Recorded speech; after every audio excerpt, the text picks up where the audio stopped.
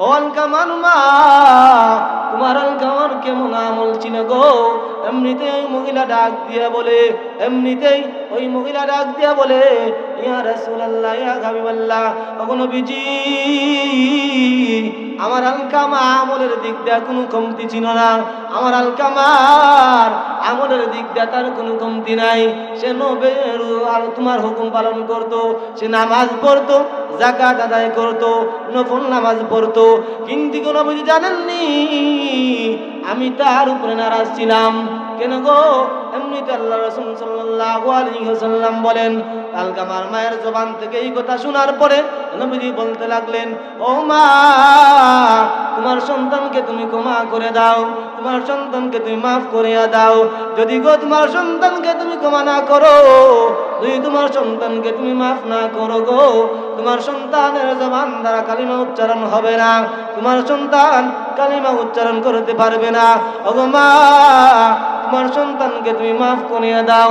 এমনিতে যখন নবীজি বললেন, ওই মহিলা ডাক দিয়া বলে, ইয়া রাসূলুল্লাহ, ইয়া হাবিবাল্লাহ, নবী গো, না না না, আমি আমার সন্তানকে ক্ষমা করতে পারবো না, আমি আমার সন্তানকে মাফ করতে পারবো না, না গো নবী না। এমনিতে নবীজি বললেন, ও আলকামার মা শুনো, কেন গো তুমি তোমার সন্তানকে ক্ষমা করবে না? এমনিতে আলকামার মা ডাক দিয়া বলে, ও নবীজি, আমার আলকামা আমার সাথে খারাপ আচরণ করেছে, আমাকে এমন ভাবে কষ্ট দিয়েছে গো, যেই কষ্টের কারণে আমি আমার আলকামাকে ক্ষমা করতে পারবো না। এমনিতেই নবী আমার ডাক দিয়া বলেন, যদি তুমি তোমার আলকামাকে ক্ষমা না করো, তাহলে তোমার আলকামাকে তোমার সামনে লাকড়ি একত্রিত করে তোমার আলকামাকে এই লাকড়ির মধ্যে আগুনের মধ্যে নিক্ষেপ করা হবে। এমনিতে সাহাবায়ে কেরাম, এমনি আল্লাহ রাসূল যখন সাহাবায়ে কেরামকে আদেশ করলেন, ও আমার সাহাবায়ে কেরাম, যাও যাও যাও যাও, তোমরা লাকড়ি জমা করো, তোমরা লাকড়ি একত্রিত করো রে, ওই লাকড়ি একত্রিত করো, লাকড়ি একত্রিত করিয়া এই লাকড়ির মধ্যে আগুন ধরাইয়া জ্বালাও।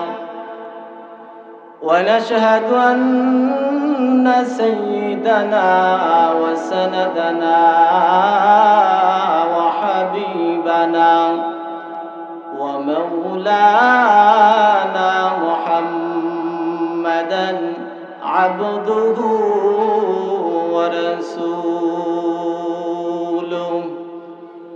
أما بعد فقد قال الله تعالى في كلامه المجيد وفي فرقانه الحميد. أعوذ بالله من الشيطان الرجيم. بسم الله الرحمن الرحيم. وقضى ربك ألا تعبدوا إلا إياه وبالوالدين إحسانا. إما يبلغن عندك الكبر أحدهما أو كلاهما فلا تقل لهما أف ولا تنهرهما وقل لهما قولا كريما. صدق الله العظيم. عن أبي هريرة رضي الله عن أبي أمامة رضي الله عنه أن رجلا قال يا رسول الله ما حق الوالدين على ولدهما؟ قال هما جنتك ونارك আমরা সকলে মহব্বতের সঙ্গে দুরূদ ইব্রাহিম পড়ি اللهم صل على محمد وعلى آل محمد كما صليت على إبراهيم وعلى آل إبراهيم إنك حميد مجيد اللهم بارك على محمد وعلى آل محمد كما باركت على إبراهيم وعلى آل إبراهيم إنك حميد مجيد صلى الله على سيدنا ومولانا محمد وعلى آله وأصحابه وسلم بلغ العلا بكماله كشف الدجى بجماله حسنت جميع خصاله صلوا عليه وآله لا إله إلا الله لا إله إلا الله لا إله إلا الله لا إله إلا الله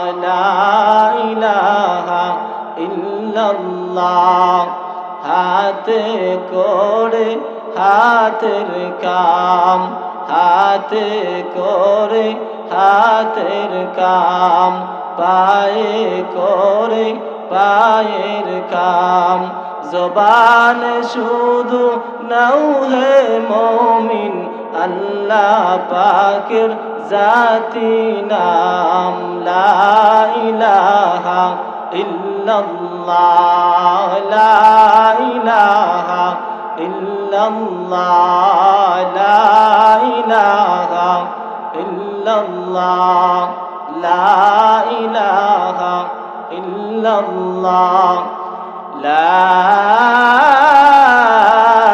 ইলাহা ইল্লাল্লাহ মুহাম্মাদুর রাসূলুল্লাহ সাল্লাল্লাহু আলাইহি ওয়াসাল্লাম। আলহামদুলিল্লাহ, হাসানপুর নোয়াগাঁও জামে মসজিদ কর্তৃক আয়োজিত আজকের বার্ষিক ইসলামী মহাসম্মেলন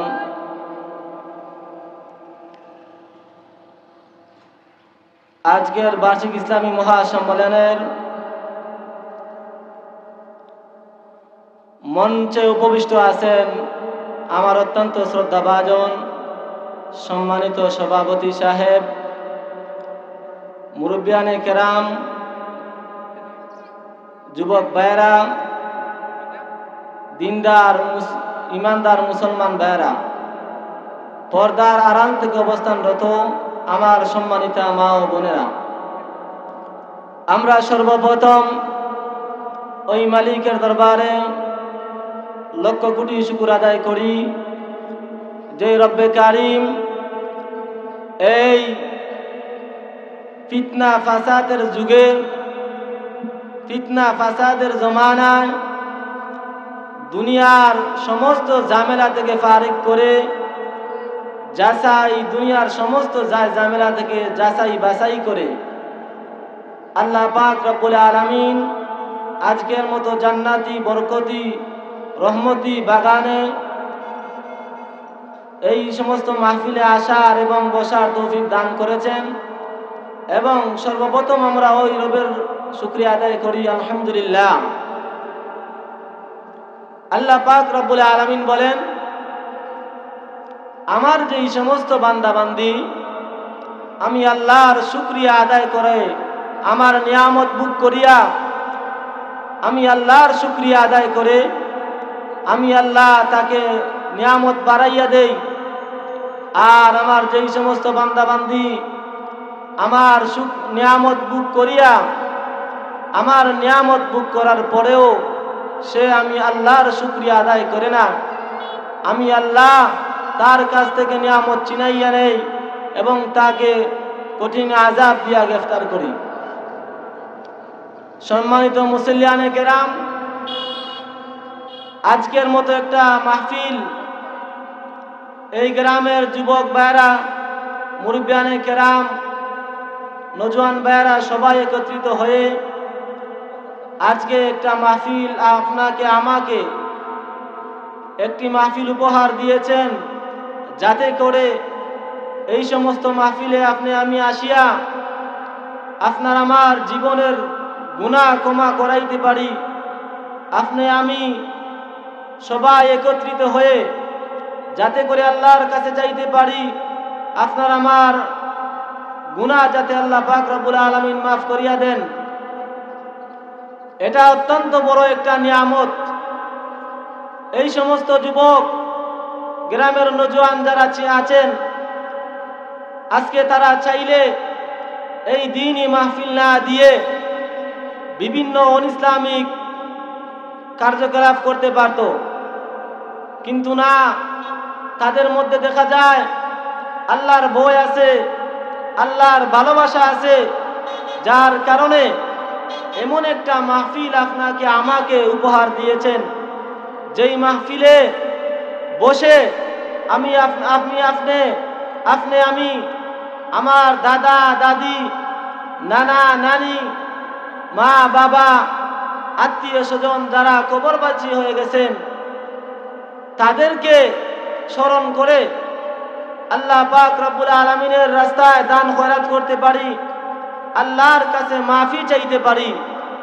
এই রকম একটা এই দ্বীনি মাহফিল উপহার দিয়েছেন। এই মাহফিল দেওয়ায় আপনি আমি সবাই খুশি না বেজার? খুশি। আসলে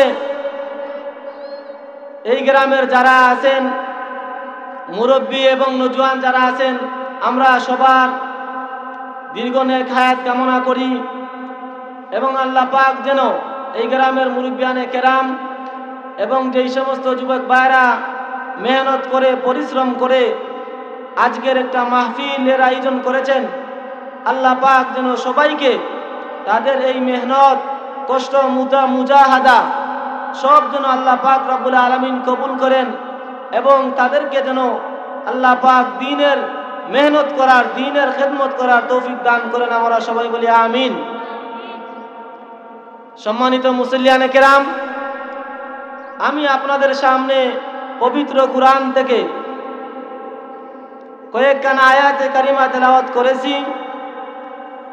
বিশ্বনবী রাহমাতুল লিল আলামিনের অসংখ্য অগণিত হাদিসের ভান্ডার থেকে একখানা হাদিস পাঠ করেছি। যদি আল্লাহ পাক রব্বুল আলামিন আপনাকে আমাকে, যদি আল্লাহ পাক রব্বুল আলামিন আমাকে এই আয়াত এবং হাদিসকে সামনে রেখে কিছু কথা বলার, ইখলাসের সাথে কথা বলার এবং আপনাদেরকে আমলের নির্দেশ শোনার তৌফিক দান করেন, সবাই বলে আমিন। আসুন আমি দেরি না করে আমার আলোচ্য আয়াতের ভিতরে চলে যাই। আমার তেলাওয়াতকৃত আয়াতের মধ্যে আল্লাহ পাক রব্বুল আলামিন বলেন, وَقَضَى رَبُّكَ أَلَّا تَعْبُدُوا إِلَّا إِيَّاهُ وَبِالْوَالِدَيْنِ إِحْسَانًا। আল্লাহ পাক রব্বুল আলামিন বলেন, ও নবী, আপনি আপনার উম্মতদেরকে জানায় দাও, তারা যেন পৃথিবীতে শুধুমাত্র আমি আল্লাহর ইবাদত করে, আমি আল্লাহর ইবাদতি ছাড়া যেন আর কারো ইবাদত করে না। আর এরপরে যেন তারা তাদের পিতামাতার সাথে উত্তম আচরণ করে, তাদের পিতামাতার সাথে ভালো আচরণ করে। আল্লাহ পাক রব্বুল আলামিন প্রথম অংশের মধ্যে বলতেছেন, যে এই পৃথিবীতে সমস্ত মুসলিম মুমিন মুমিনাত শুধুমাত্র আল্লাহর ইবাদত করবে, আর কারো ইবাদতই করা যাবে না। এর পরের অংশের মধ্যে বলেন যে তারা যেন তাদের পিতামাতার সাথে উত্তম আচরণ করে। তো এই দিক থেকে বোঝা যায় যে আল্লাহ পাক রব্বুল আলামিন প্রথমে তার হুকুমের কথা বলেছেন, এরপরে পিতামাতার কথা, পিতামাতার খেদমতের কথা বলেছেন, পিতামাতার সাথে ভালো আচরণ করার কথা বলেছেন। তাহলে বোঝা যায় পিতামাতার সাথে ভালো আচরণ করা, ভালো আচরণ করার যে আদেশ দিয়েছেন সেটার গুরুত্ব কম না বেশি? বেশি। আল্লাহ পাক তার হুকুমের পরেই পিতামাতার সাথে ভালো আচরণ করার কথা বলেছেন। এই আয়াত থেকে বোঝা যায় মা বাবার হক আদায় করা, মা বাবার সাথে ভালো আচরণ করা এটা গুরুত্বপূর্ণ একটা ইবাদত। আল্লাহ পাকের হুকুমের পরে যেই হক পাওয়ার কথা, যেই অধিকার, যেই মানুষ যারা অধিকার পাবে সেই মানুষ হলো মা এবং বাবা। এই জন্য আসুন প্রথম অংশের মধ্যে যাই। আল্লাহ পাক রব্বুল আলামিন বলেন এই পৃথিবীতে দুনিয়ার মানুষ শুধুমাত্র আমি আল্লাহর ইবাদত করবে। তাহলে আসুন দেখা যায় আপনার আমার মাঝে অনেক মানুষ এমনও আছে নামাজও পড়ে, রোজাও রাখে, হজও করে, যাকাতও দেয়, কিন্তু দেখা যায় মুরিদের দরবারেও যায়, বন্ডার দরবারে যায়, খাজা বাবার দরবারে যায়, নাচ গানে যায়, উরুসেও যায়, আল্লাহর কাছেও চায়, তার পীরের কাছেও গিয়া চায়। এমন মানুষ আছে না নাই? আছে।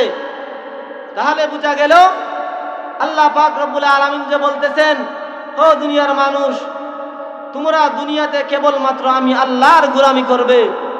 আমি আল্লাহর গোলামি ছাড়া আর কারো গোলামি চলবে না। আমি আল্লাহর গোলামি করবে। আর দ্বিতীয়ত হলো আমি আল্লাহর গোলামির পরে, আমি আল্লাহর হকের পরে তোমাদের কাছ থেকে, প্রত্যেকটা সন্তানের কাছ থেকে হক পাওয়ার অধিকার হলো তোমার মা এবং বাবা। তোমার মা এবং বাবার সাথে ভালো আচরণ করবে, হ্যাঁ, উত্তম আচরণ করবে। এখন দেখা যায় ছেলে সন্তানের অবস্থা দেখলে, ছেলে সন্তানের অবস্থা দেখলে দেখা বোঝা যায় মা বাবাকে মা বাবাই মানে না, মানতে চায় না। ওই সমস্ত মা বাবা আপনাকে আমাকে কত কষ্ট করে, কত পরিশ্রম করে বাবা আপনাকে আমাকে লালন পালন করেছেন, মা এবং বাবা। আরে ভাই, কোনো মানুষ যদি শুধুমাত্র মা ছাড়া এবং বাবা ছাড়া কোনো মানুষ যদি এই কষ্টটা বুঝতে পারতো, তাহলে আমার মনে হয় কোনো সন্তান তার মা বাবার সাথে খারাপ আচরণ করতো না, তার মা বাবার সাথে ভালো আচরণ করত। এমনকি তাদের সাথে সব সময় উত্তম আচরণ করত, তাদের সাথে মায়া মোহব্বতের সাথে, ভালোবাসার সাথে কথাবার্তা বলতো। এবং আসুন, যদি মা বাবার সাথে ভালো আচরণ করতে হয়, ভালো আচরণ করতে হবে করার মতো। কিভাবে করব?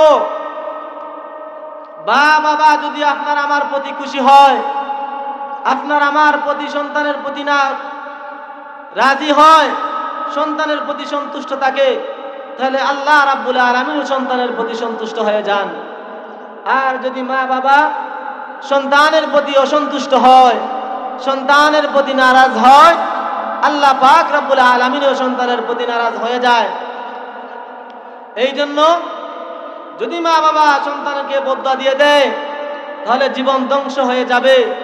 আপনি যতই ইবাদত বندگی করেন না কেন, যতই গোলামি করেন না কেন, যত আল্লাহর হুকুম পালন করেন না কেন, কোনো লাভ আসবে না, কোনো কাজে আসবে না ওই সমস্ত আমল, যদি পিতা মাতার সাথে আপনার ভালো আচরণ না হয়, পিতা মাতার সাথে ভালো ব্যবহার না হয়।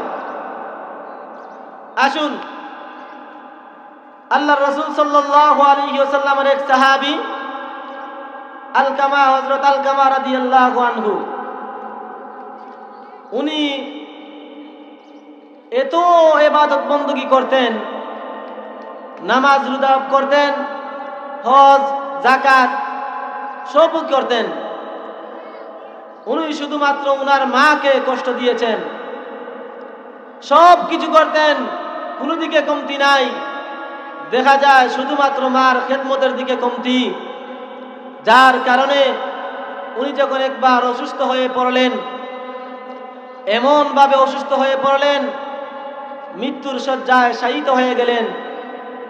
উনার স্ত্রী উনাকে কালিমার তালকিন দিলেন, কিন্তু উনার স্বামী আলকামা তার জবান দিয়া কালিমা উচ্চারণ করতে পারে না। তার স্ত্রী এইভাবে যখন কালিমা তালকিন করলো, সে তার জবান দিয়া কালিমা উচ্চারণ করতে পারে না। ওই তার স্ত্রীর ভিতরে একটা ভয় সৃষ্টি হয়ে গেল, যে মনে হয় আমার স্বামী আর দুনিয়াতে বাঁচবে না, আমার স্বামী দুনিয়া থেকে বিদায় হয়ে যাবে। এই অবস্থা দেখে আলকামার স্ত্রী দৌড়াইয়া আল্লাহর রাসূলের দরবারে গেল। এমনিতে বিশ্বনবী রাহমাতুল লিল আলামিনের দরবারে যাইয়া বলে, ইয়া রাসূলুল্লাহ, ইয়া হাবিবাল্লাহ, ওগো নবীজি,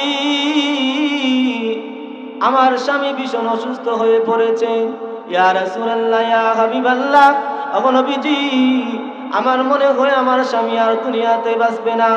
আমার মনে হয় আমার স্বামী দুনিয়া থেকে বিদায় হয়ে যাবে। ওগো নবীজি, আমার স্বামী ভীষণ অসুস্থ হয়ে পড়েছে। আমি যখন এই অবস্থা দেখে আমার স্বামীকে কালিমার তালকিন করলাম, কিন্তু না না না, আমার স্বামী কালিমা তার জবান দ্বারা কালিমা উচ্চারণ করতে পারে না। ওগো নবীজি, আমার মনে হয় আপনি আমার সঙ্গে চলুন।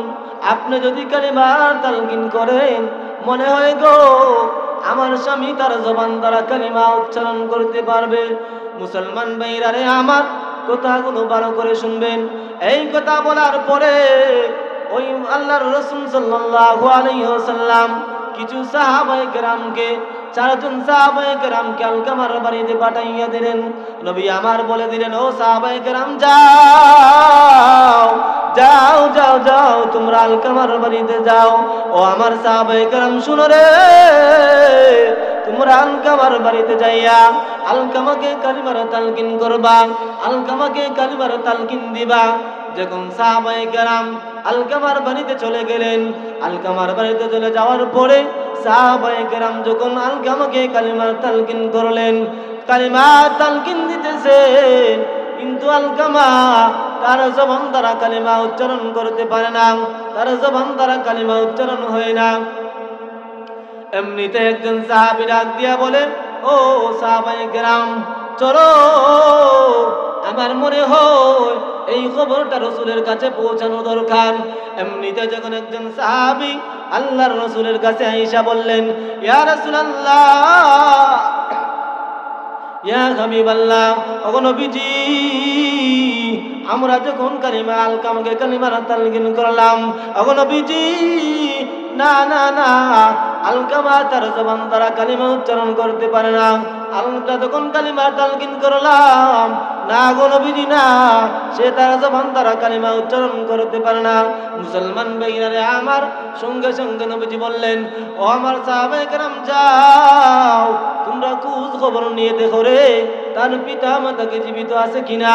এমনিতে একজন সাহাবী বলতে লাগলেন, ইয়া রাসূলুল্লাহ, ইয়া হাবিবাল্লাহ, ওগো নবীজি, আলকামার বাবা দুনিয়াতে নাই, আলকামার বাবা দুনিয়া থেকে চলে গেছে, শুধুমাত্র তার মা জীবিত আছে।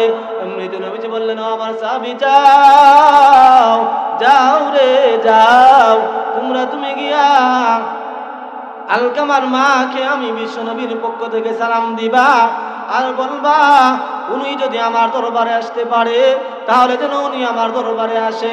আর যদি উনি আসতে না পারে গো, আমি উনার কাছে যাব। যেই মাত্র সাহাবায়ে কেরাম আলকামাকে এই খবর আলকামার মায়ের কাছে এই সময় নবীজির পক্ষ থেকে সালাম দিলেন এবং বললেন, নবীজি বলেছেন তুমি যাওয়ার জন্য। ওগো মা শুনো, যদি তুমি যাইতে না পারো গো, যদি তোমার কষ্ট হয়, তাও নবীজি বলেছেন তোমার কাছে নবীজি আসবেন। এই বৃদ্ধ মহিলা, এই বৃদ্ধ মা মনে মনে চিন্তা করলো, দুনিয়ার কোনো মানুষ নয়, দুনিয়ার কোনো রাজা বাদশাহ নয়, দুনিয়ার কোনো চেয়ারম্যান নয়, স্বয়ং বিশ্ব নবী আমাকে সালাম পাঠাইছেন এবং বলেছেন আমি ওনার দরবারে যাওয়ার কথা বলেছেন। আর যদি আমি ওনার দরবারে যাইতে না পারি, উনি আমার কাছে আসবেন। না না না, এটা হতে পারে না। আমার যত কষ্ট হোক, আমার যত কষ্ট হোক না কেন, আমার কষ্ট হলেও আমি নবীজির কাছে দৌড়াই, আমি নবীজির কাছে যাব। এমনিতেও বৃদ্ধা মহিলা এমনি হেঁটে হেঁটে আল্লাহ রাসূলের কাছে আসলো। আয়েশা বলতেছি, ইয়া রাসূলুল্লাহ, ইয়া হাবিবাল্লাহ, ওগো নবীজি আপনি তো আমাকে আসার জন্য বলেছেন, ওগো নবীজি কেন গো আমাকে আপনি তালাশ করেছেন, কেন গো আপনি আপনার কাছে এনেছেন? এমনিতেই আলকামা আল্লাহ রাসূল সাল্লাল্লাহু আলাইহি ওয়াসাল্লাম বলেন, ও আলকামার মা, তোমার আলকামার কেমন আমল ছিল গো? এমনিতেই ওই মহিলা ডাক দিয়া বলে, এমনিতেই ওই মহিলা ডাক দিয়া বলে, ইয়া রাসূলুল্লাহ, ইয়া হাবিবাল্লাহ, ওগো নবীজি আমার আলকামা আমলের দিক দিয়ে কোনো কমতি ছিল না, আমার আলকামার আমলের দিক দিয়ে তার কোনো কমতি নাই। সে নবীর আর তোমার হুকুম পালন করত, সে নামাজ পড়তো, যাকাত আদায় করতো, নফল নামাজ পড়তো। কিন্তু নবীজি জানেননি আমি তার উপরে নারাজ ছিলাম। কেন গো? এমনিতে আল্লাহ রাসূল সাল্লাল্লাহু আলাইহি ওয়াসাল্লাম বলেন, আলকামার মায়ের জবান থেকে এই কথা শোনার পরে নবীজি বলতে লাগলেন, ও মা, তোমার সন্তানকে তুমি ক্ষমা করে দাও, তোমার সন্তানকে তুমি মাফ করিয়া দাও। যদি গো তোমার সন্তানকে তুমি ক্ষমা না করো, যদি তোমার সন্তানকে তুমি মাফ না করো গো, তোমার সন্তানের জবান দ্বারা কালিমা উচ্চারণ হবে না, তোমার সন্তান কালিমা উচ্চারণ করতে পারবে না। ওগো মা, তোমার সন্তানকে তুমি মাফ করিয়া দাও। এমনিতে যখন নবীজি বললেন, ওই মহিলা ডাক দিয়া বলে, ইয়া রাসূলুল্লাহ, ইয়া হাবিবাল্লাহ, নবী গো, না না না, আমি আমার সন্তানকে ক্ষমা করতে পারবো না, আমি আমার সন্তানকে মাফ করতে পারবো না, না গো নবী না। এমনিতে নবীজি বললেন, ও আলকামার মা শুনো, কেন গো তুমি তোমার সন্তানকে ক্ষমা করবে না? এমনিতে আলকামার মা ডাক দিয়া বলে, ও নবীজি, ও নবীজি, আমার আলকামা আমার সাথে খারাপ আচরণ করেছে, আমাকে এমন ভাবে কষ্ট দিয়েছে গো, যেই কষ্টের কারণে আমি আমার আলকামাকে ক্ষমা করতে পারবো না।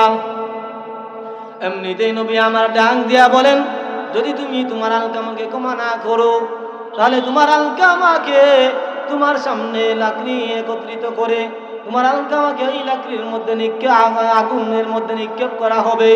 এমনিতে সাহাবায়ে কেরাম, এমনি আল্লাহ রাসূল যখন সাহাবায়ে কেরামকে আদেশ করলেন, ও আমার সাহাবায়ে কেরাম, যাও যাও যাও যাও, তোমরা লাকড়ি জমা করো, তোমরা লাকড়ি একত্রিত করো রে, ওই লাকড়ি একত্রিত করো, লাকড়ি একত্রিত করিয়া এই লাকড়ির মধ্যে আগুন ধরাইয়া, এই লাকড়ির মধ্যে আগুন দিয়া, আর এই আগুনের মধ্যে এই আলকামাকে নিক্ষেপ করবে।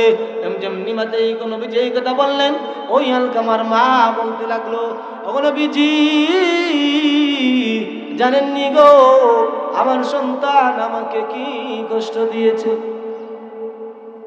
ইয়া রাসূলুল্লাহ, ইয়া হাবিবাল্লাহ, আমার আলকামা যখন ছোট ছিল, তার বাবা যখন দুনিয়া থেকে বিদায় হয়ে গেলেন, ওগো নবীজি আমি কিন্তু তখন সময় একজন সুন্দরী রমণী মহিলা ছিলাম। আমি শুধুমাত্র কেবলমাত্র তার মুখের দিকে তাকিয়ে আমি তার চিন্তা করে গো আমার জীবন আমি নষ্ট করে দিয়েছি, আমার যৌবনকে নষ্ট করে দিয়েছি।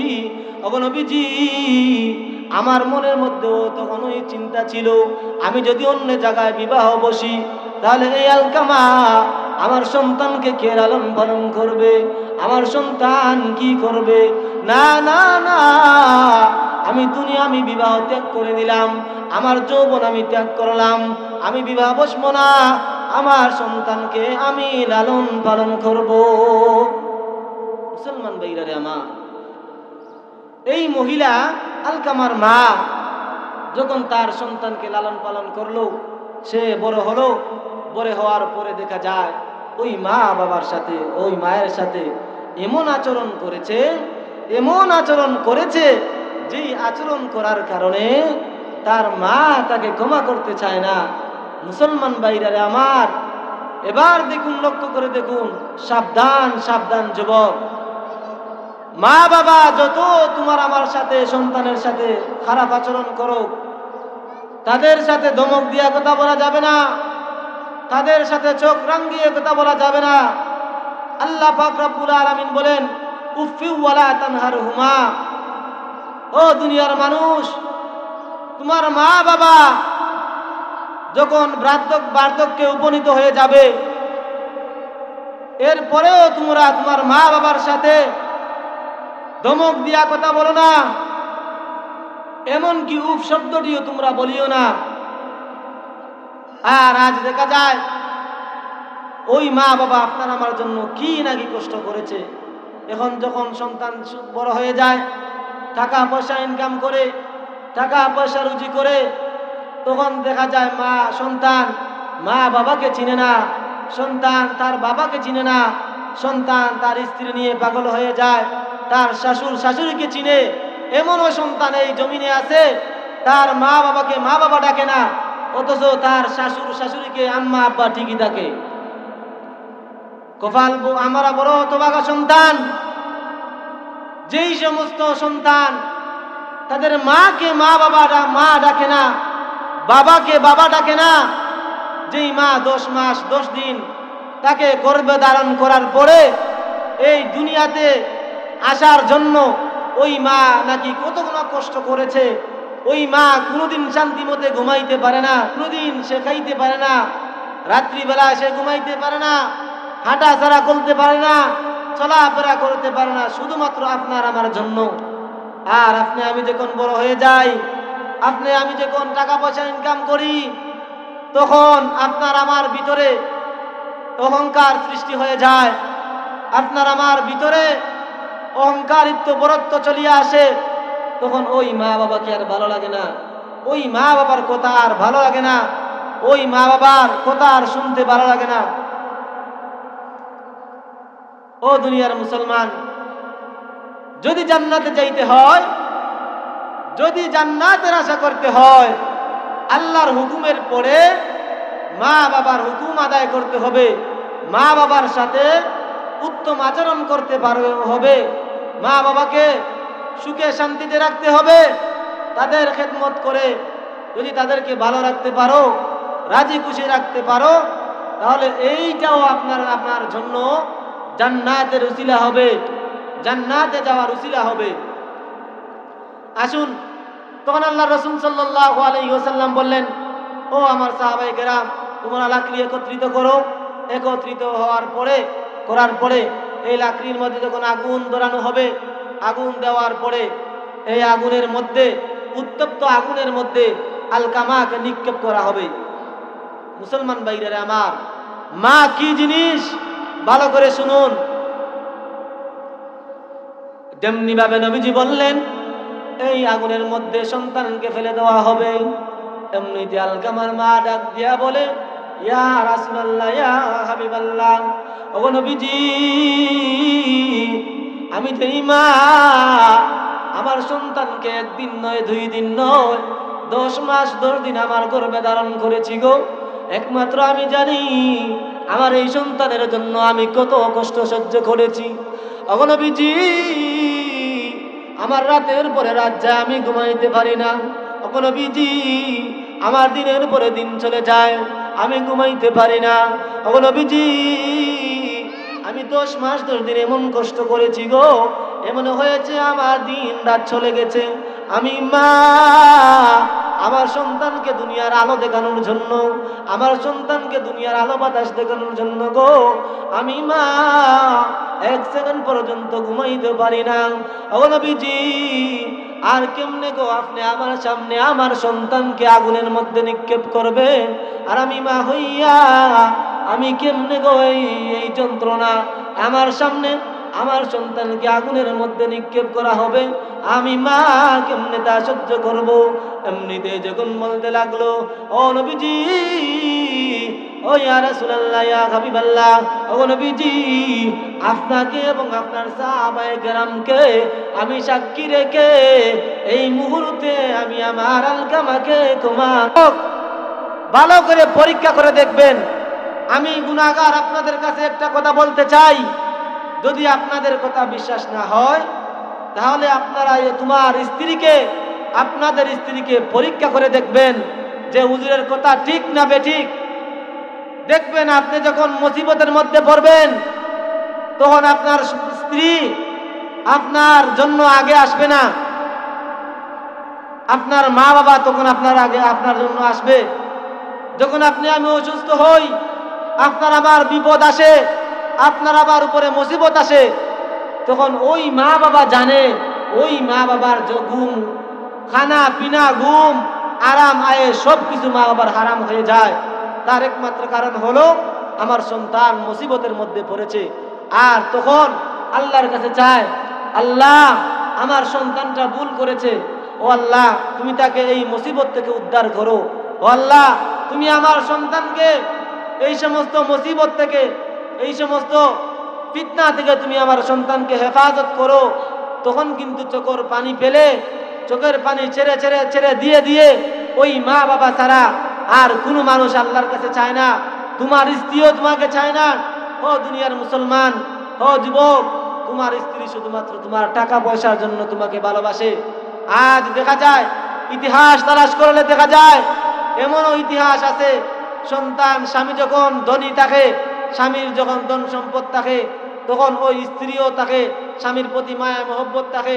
এমনও ইতিহাস আছে, স্বামী যখন অসুস্থ হয়ে পড়েছে, স্বামী যখন গরিব হয়ে গেল, তখন ওই স্ত্রী আর ওই সন্তান স্বামীর প্রতি আগের মতো ভালোবাসা থাকে না, ওই স্ত্রী স্বামীকে আর আগের মতো ভালোবাসে না। তার ধন সম্পদ শেষ হওয়ার কারণে ওই স্ত্রীও চলে যায়, ঠিক কিনা? অনেক হাজার হাজার ঘটনা, হাজার হাজার ইতিহাস তালাশ করলে দেখা যায়, আপনার ধন সম্পদ নাই, আপনার স্ত্রীর মায়াও নাই। যারা প্রবাসে থাকে তারা যখন দেশে আসবে, আসার জন্য প্রস্তুতি গ্রহণ করে, ওই সমস্ত সন্তান যখন মা বাবার কাছে ফোন দেয়, মা বাবার কাছে ফোন দিয়া যখন বলে, ও আমার মা, ও মা আমি কিছুদিনের ভিতরে দেশে আসবো, ও মা বলো না গো আমি তোমার জন্য কি আনবো, তখন ওই মা চোখের পানি ছেড়ে ছেড়ে বলে, বাবারে আমার জন্য কিছু আনতে হবে না, আমি মায়ের জন্য কিছু আনতে হবে না রে বাবা, আমি শুধু চাই তোকে একটা বার আমার চোখ দ্বারা দেখতে। ওরে বাবা জানি না অনেক দিন হয়ে গেল আমি তোকে আমার নিজের চোখকে দিয়া দেখতে পারি না, আমি মা তোর খেদমত করতে পারি না, আমি মা অনেক দিন ধরে তোর ভালোবাসা পাই না, আমার কিছু লাগবে না। যখন ওই সন্তান বাবাকে বলে, ও আমার বাবা আমি দেশে আসবো, তোমার জন্য কি আনবো বলো, তখন বাবা বলে, না রে বাবা না, আমার জন্য কিছু আনতে হবে না, আমার জন্য আমি কিছু চাই না, আমি চাই রে বাবা তুই তাড়াতাড়ি বাড়িতে চলে আয়, আর দিয়ে আসার পরে আমরা চাই তোকে নিয়ে, আমরা চাই তোকে আমাদের সামনে নিয়ে, তোকে নিয়ে আমরা কিছু, তোকে নিয়ে আমরা আনন্দ করব। কেমন আনন্দ করব? ওরে বাবা অনেক দিন ধরে আমি তোকে আমার হাত দ্বারা খাবার খাওয়াই না, ওরে বাবা জানোস নি আমার মনে হয়, আমার মনে চায় আমি তোরে আমার হাত দ্বারা তোকে খাবার খাওয়াইতাম। ওরে বাবা আমার মনে চায় ছোটবেলা যখন তোকে আমি লালন পালন করেছিলাম, আমি আগের মতো আমার মনে চায় আমার আদ্রা তোকে আমি কাপড় পরিধান করাইতাম। তখন যখন ওই সন্তান তার স্ত্রীর কাছে বলে, ও আমার পাড়ার স্ত্রী, বলো না গো আমি তোমার জন্য কি আনতে পারি? তখন কিন্তু ওই তার স্ত্রী বলে না, আমার কোনো কিচ্ছু লাগবে না, আমি চাই তুমি দেশে আসো, আমি তোমাকে দেখতে চাই। তখন স্ত্রী এই কথা বলে না, স্ত্রী বলে আমার জন্য একটা মোবাইল আনবেন, তোমার শালীর জন্য এই জিনিস আনবে, তোমার ছোট ভাইয়ের জন্য এই জিনিস আনবে। তখন স্ত্রী অনেক জিনিসের কথা বলে, কিন্তু যেই মা গর্ভে ধারণ করার পরেও ওই মাও কিন্তু বলতে পারতো আমার জন্য কিছু আনো, কিন্তু মা বলে না, বাবাও বলে না। ওরে ভাই, এখান থেকে বোঝা যায় মা বাবা ছাড়া এই দুনিয়াতে কোনো মানুষ স্বার্থ ছাড়া ভালোবাসে না। এই দুনিয়াতে সমস্ত মানুষ স্বার্থের জন্য একজন আরেকজনকে ভালোবাসে। পৃথিবীতে দুইজন মানুষ আছে যারা কোনো স্বার্থ চায় না, কোনো স্বার্থ ছাড়াই সন্তানকে ভালোবাসে। সেই মানুষ হলো আপনার আমার মা এবং বাবা, ওই সমস্ত মা বাবা। যাই হোক, এখন হলো যদি আপনি আমি মা বাবাকে কষ্ট দেই, তাহলে কষ্ট দেওয়ার কারণে এই আলকামার মতো আপনার আমার অবস্থা হতে পারে। যাই হোক, আল্লাহ পাক রব্বুল আলামিন যেন আপনাকে আমাকে মা বাবার খেদমত করার তৌফিক দান করেন। আসুন, যদি আপনি আমি মা বাবার খেদমত করতে পারি, তাহলে বিনিময়ে আল্লাহ পাক আপনাকে আমাকে জান্নাত দান করবেন। তবে মা বাবার সাথে ভালো আচরণ করতে হবে, তাদের খেদমত করতে হবে। এই জন্য মুসা আলাইহিস সালাতু ওয়াস সালাম বললেন, হো আল্লাহ, জান্নাতে আমার সঙ্গী কে হবে, আমি ওই মানুষটাকে দেখতে চাই। আল্লাহ পাক রব্বুল আলামিন জানায় দিলেন, ও পয়গম্বর মুসা, তোমার সাথে জান্নাতে একজন খোশাই ব্যক্তি হবে তোমার জান্নাতি সঙ্গী। সুবহানাল্লাহ। মুসা আলাইহিস সালাতু ওয়াস সালাম বলেন, আল্লাহ, আমি একজন পয়গম্বর, আর আমার সাথে একজন খোশাই ব্যক্তি আমার জান্নাতি সঙ্গী হবে? ও আল্লাহ, এটা আবার কেমন কথা? আল্লাহ বলেন, এটাই আমার সিদ্ধান্ত, এটা আমি আল্লাহর পক্ষ থেকে সিদ্ধান্ত, এটাই আমার সিদ্ধান্ত। তখন আল্লাহ মুসা বলেন, আল্লাহ, আমি আমার এই খোশাই জান্নাতি ব্যক্তিকে, আমার সঙ্গীকে আমি দেখতে চাই। আল্লাহ পাক রব্বুল আলামিন জানায় দিলেন, ও পয়গম্বর মুসা, যাও, তুমি অমুক বাজারে যাও, অমুক বাজারে যাইয়া তুমি দেখবা এক ব্যক্তি গোশত বিক্রি করতেছে, ওই খোশাই ব্যক্তি গোশত বিক্রি করতেছে। সে কেমন ভাবে গোশত বিক্রি করে? সে যখন গোশত ওজন দেয়, ওজন দেওয়ার পরে যখন পাল্লা সমান হয়, সমান হওয়ার পরেও অতিরিক্ত এক টুকরা গোশত ওই যেই ব্যক্তি গোশত নেয়, ওই ব্যক্তির পাল্লার মধ্যে এক টুকরা গোশত দিয়ে দেয়। তার কারণ হলো যাতে করে আল্লাহ পাক রব্বুল আলামিনের কাছে আমি এই গোশত বিক্রি করার জন্য জবাবদিহি করতে না হয়। কেমন বলেছিল তাদের মধ্যে। আর ওই ব্যক্তি, ওই খোশাই ব্যক্তি গোশত বিক্রি করার পরে যখন তার গোশত এক পর্যায়ে শেষ হয়ে গেল, সে কিছু গোশত নিয়ে বাড়িতে রওনা হবে। এমন সময় আর মুসা আলাইহিস সালাতু ওয়াস সালাম সব কিছু দেখতেছেন। মুসা আলাইহিস সালাতু ওয়াস সালাম গিয়ে বলতেছেন, ভাই, আমি কি আপনার মেহমান হতে পারি? মুসা আলাইহিস, ওই খোশাই ব্যক্তি বললেন, হ্যাঁ, চলেন, আপনি আমার মেহমান হিসেবে আমার বাড়িতে চলেন। তবে আমি আমার বাড়িতে ঢোকার আগে আমি আমার একটা ঘরের মধ্যে যাব, ওই ঘরের মধ্যে যাওয়ার পরে তারপরে আমার বাড়িতে যাব, আমার ঘরের ভিতরে যাব। মুসা আলাইহিস সালাতু ওয়াস সালাম বলেন, চলেন। ওই খোশাই ব্যক্তি যখন মুসা আলাইহিস সালাতু ওয়াস সালামকে নিয়ে চলে গেলেন, চলে যাওয়ার পরে উনি এই গোশতকে ছোট ছোট টুকরো টুকরো করে আর উনি খাবার তৈরি করলেন।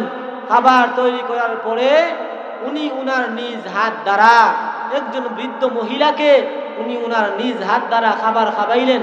খাবার খাওয়ানোর পরে উনি এবার বললেন, ও ভাই, চলেন একবার আমার ঘরের মধ্যে। এখন মুসা আলাইহিস সালাতু ওয়াস সালাম বলেন, ভাই, আমি তো পরে যাব, আগে আপনি আমাকে বলেন, আপনি যে এই গোশত আনলেন, আনার পরে আপনি নিজে এই খাবারটা তৈরি করলেন, আর এই খাবার তৈরি করার পরে আপনার হাত দ্বারা আপনি এই বৃদ্ধ মহিলাকে আপনি খাওয়াইলেন, এই মহিলাকে আমি জানতে চাই। এমনিতে ওই ব্যক্তি ডাক দেয়া বলে, ও ভাই, জানেননি গো, এই বৃদ্ধ মহিলা হইল আমার জন্মদাতা মা। ওই কসাই ব্যক্তি কিন্তু ওই মুসা আলাইহিস সালাতু সালামকে চিনে নাই। এমনিতেই যখন পয়গম্বর মুসকে হাসি দিয়ে দিলেন আর বলতে লাগলেন, ও ভাই, আমি যখন আমার মাকে এইভাবে প্রতিদিন বাজার থেকে আসার পরে গো আমার হাত দ্বারা আমি আমার মাকে খাবার খাওয়াই, আমার খানা যখন এক পর্যায়ে শেষ হয়ে যায় আমার মা গো আমি দেখেছি প্রতিদিন এইভাবে হাত তুলে আমার জন্য দোয়া করে। কি দোয়া করে জানি না, বৃদ্ধ মা কি দোয়া করে জানি না, সবকিছু আমি শুনতে পারি না, শুধুমাত্র আমি এতটুকু শুনতে পারলাম। আমি শুধুমাত্র এতটুকু শুনতাম, আমার মা আকাশের দিকে হাত তুলে বলতেন, হে আল্লাহ, আমার সন্তানকে তুমি জান্নাতে, আমার সন্তানকে তুমি মুসার সাথে জান্নাতি সঙ্গী করিও। আল্লাহ, আমার সন্তানকে পয়গম্বর মুসার সঙ্গী বানাইও, জান্নাতে মুসার সঙ্গী বানাইও। এই কথা বলার পরে পয়গম্বর মুসা আলাইহিস সালাতু ওয়াস সালাম বললেন, আরে যুবক, তুমি জানোনি আমি কে? তুমি আমাকে চিনোনি? ও যুবক বলে, না না না, আমি তোমাকে চিনি না। এমনিতেই বলতে লাগলেন, ওরে যুবক শুনো, তোমার মা যে দোয়া করতো, তোমার মা যে প্রতিদিন আল্লাহর কাছে দোয়া করতো, ও রব্বে কারীম, আল্লাহ আমার সন্তান আমার জন্য কত খেদমত করতেছে। ও আল্লাহ, আমার সন্তান সে কষ্ট করে, সারাদিন কষ্ট করার পরে গো সে বাড়িতে আসার পরে সে বসে থাকে না, আল্লাহ তার নিজ হাত দ্বারা খাবার তৈরি করে, আমি মায়ের জন্য খাবার তৈরি করে আমি মাকে তার নিজ হাত দ্বারা খাবার খাওয়ায়। ও আল্লাহ, মেহেরবানি করে গো তুমি আমার দোয়াকে কবুল করে নাও, আমার সন্তানকে তুমি জান্নাতে মুসার সঙ্গী বানায় দিও। সুবহানাল্লাহ। এই মায়ের দোয়া আল্লাহর কাছে কবুল হয়ে গেছে। আর হাদিসের মধ্যে আছে 3 ব্যক্তির দোয়া কবুল, একজন মুসাফির, একজন মাজলুম। এর মধ্যে থেকে মায়ের দোয়া আল্লাহর কাছে কবুল, মায়ের দোয়া আল্লাহর, মা বাবার দোয়া আল্লাহর কাছে কবুল।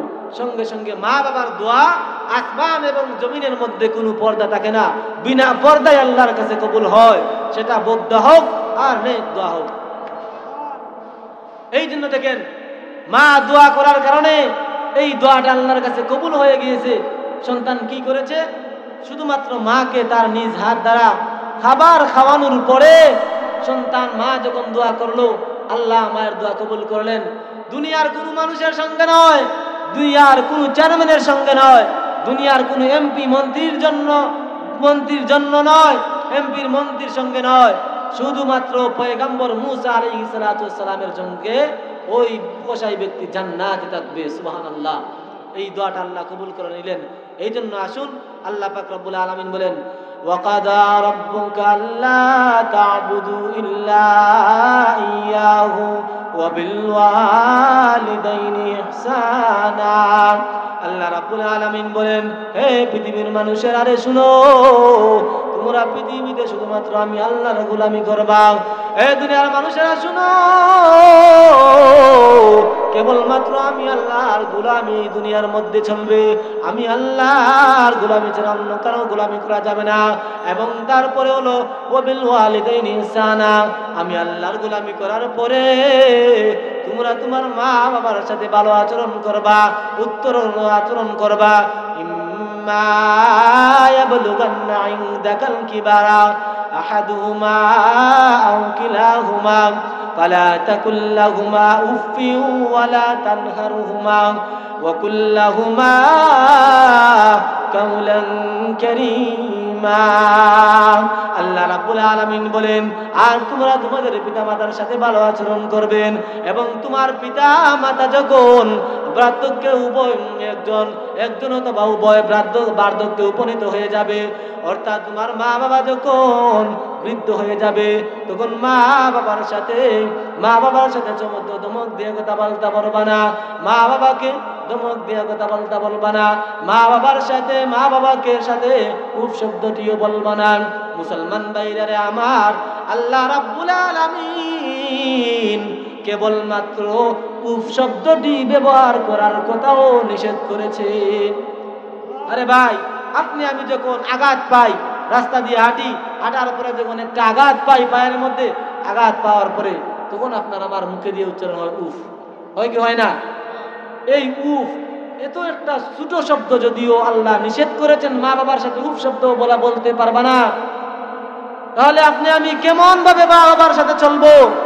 ও দুনিয়ার মানুষ, মা বাবাকে যদি সন্তান তার সারাটা জীবন দিয়ে ভালোবাসে, মা বাবাকে তার মাথার মধ্যে নিয়ে, তার মা বাবার পুরাটা জিন্দগি তার মাথার মধ্যে নিয়ে চলাফেরা করে, তারপরে ওই মা এবং বাবার ওই মার এক ফুটা দুধের ঋণও পরিশোধ করা সম্ভব হবে না, ওই বাবার শরীরের এক ফুটা গামের ঋণও পরিশোধ করা হবে না। এখন আসুন, আমার তেলাওয়াতকৃত হাদিসের মধ্যে আল্লাহ রাসূল বলেন, আন আবি উমামা রাদিয়াল্লাহু আন্না রাজুলান ক্বালা ইয়া রাসূলাল্লাহ মা হাক্কুল ওয়ালিদাইনি আলা ওয়ালাদিহিমা ক্বালা হুমা জান্নাতুকা ওয়া নারুক। মুসলমান ভাইরা রে আমার, এই হাদিসটা ভালো করে দিনের কান দিয়া লক্ষ্য করে শুনবেন। আল্লাহর নবীজির সাহাবী আবু উমামা রাদিয়াল্লাহু তাআলা আনহু বর্ণনা করেন, এক ব্যক্তি আল্লাহ রাসূলের কাছে এসে প্রশ্ন করলো, আল্লাহ রাসূলের কাছে এসে জিজ্ঞাসা করলো, ওগো নবীজি, হে আল্লাহর রাসূল, মাতা পিতার উপর সন্তানের হক কি? মুসলমান ভাইরা রে আমার, সন্তান যখন এই প্রশ্ন করলো, এমনিতে নবীজি আমার প্রশ্নের উত্তর দিলেন। প্রশ্নের উত্তর দিলেন, মা বাবা হলো তোমার জন্য জান্নাত এবং জাহান্নাম। ভাই, এই কথাগুলো কিন্তু খুবই গভীর মনোযোগ দিয়ে বুঝতে হবে। সন্তান যখন, যে ব্যক্তি যখন জিজ্ঞাসা করলো, ওগো নবীজি, পিতা মাতার কাছে, পিতা মাতার প্রতি সন্তানের অধিকার কি, সন্তানের হক কি? তখন আল্লাহর রাসূল জবাব দিলেন, এই প্রশ্নের উত্তরে জবাব দিলেন, ওগো নবীজি, মা বাবা, আল্লাহ রাসূল বললেন, মা বাবা হলো তোমার জান্নাত এবং জাহান্নাম। এর অর্থ কি? এই অর্থ হলো, যদি তুমি মা বাবাকে রাজি খুশি করতে পারো, মা বাবাকে সুখী রাখতে পারো, তোমার ভালোবাসা দিয়ে, তোমার মহব্বত দিয়ে মা বাবাকে তুমি রাজি রাখতে পারো, মা বাবাকে সন্তুষ্ট করতে পারো, তাহলে এই জিনিসটা তোমার জন্য জান্নাতে যাওয়ার উসিলা হবে। আর যদি তুমি মা বাবাকে কষ্ট দাও, তাহলে এই যে কষ্ট দিয়েছো, এই কষ্ট দেওয়াটা জাহান্নামে যাওয়ার জন্য তোমার যথেষ্ট হয়ে যাবে। এখন বুঝেন, আল্লাহ রাসূল জান্নাত এবং জাহান্নাম দিয়া মা বাবার সাথে উদাহরণ দিয়েছেন, যে মা বাবা তোমার জান্নাত এবং জাহান্নাম। ও দুনিয়ার মানুষেরা, ও যুবক ভাইয়ারা, শুনো, ওই মা বাবার কি হক আদায় করব রে? যেই মা বাবা সন্তান যখন বাবার কাছে টাকা চায়, সন্তান যখন বাবার কাছে টাকা চায়, বাবার কাছে যদি টাকা নাও থাকে, এরপরে বাবা সন্তানকে না করে দেয় না, বাবা সন্তানকে ফিরাইয়া দেয় না, বাবা ওই সন্তানকে টাকা দেয়। মায়ের কাছে যখন খুঁজে, মায়ের কাছে যখন টাকা চায়, ওই মাও না করতে পারে না গো, ওই মা ও সন্তানকে টাকা দেয়। ও দুনিয়ার মানুষেরা শুনো, এমন কি তাই নয়, তোমাকে আমাকে মা বাবা নিজে কাপড় পরিধান না করে, নিজে কাপড় পরিধান না করে আপনাকে আমাকে কাপড় পরিধান করাইছে। ওরে সন্তান শুনো, এমন এই পৃথিবীতে মা বাবা আছে রে, যেই মা বাবা নিজে না খেয়ে সন্তানকে খাওয়ায়, ওই মা বাবা নিজে উপবাস থাকে, তারপরেও সন্তানকে উপবাস দিয়ে রাখতে চায় না। ও মুসলমান ভাইরা আমার, তাহলে মা বাবার সাথে বেয়াদবি করা যাবে না গো, মা বাবার সাথে অবাধ্য হওয়া যাবে না। মা বাবাকে ভালোবাসা দিয়া তাদের সঙ্গে সবসময় ভালো আচরণ করতে হবে। যদি আমি আল্লাহর হুকুম পালন করতে পারি এবং নম্র ভাষায়, এবং আমি দিল থেকে মহব্বত মা বাবাকে করতে পারি, তাহলে আশা করা যায় আপনি আর আমার ঠিকানা হবে জান্নাত। এই জন্য মুসলমান ভাইরা আমার, মা বাবার খেদমত করতে হবে, এই হুকুমটা দিয়েছেন মহান রব্বুল আলামিন। মা বাবা সাধারণ কোনো জিনিস নয়, মা বাবার সাথে ভালো আচরণ করতে হবে। যদি মা বাবার সাথে ভালো আচরণ করতে পারি, আল্লাহ পাক রব্বুল আলামিন আপনাকে আমাকে জান্নাতের মালিক বানায় দিবেন। যাই হোক, আল্লাহ পাক রব্বুল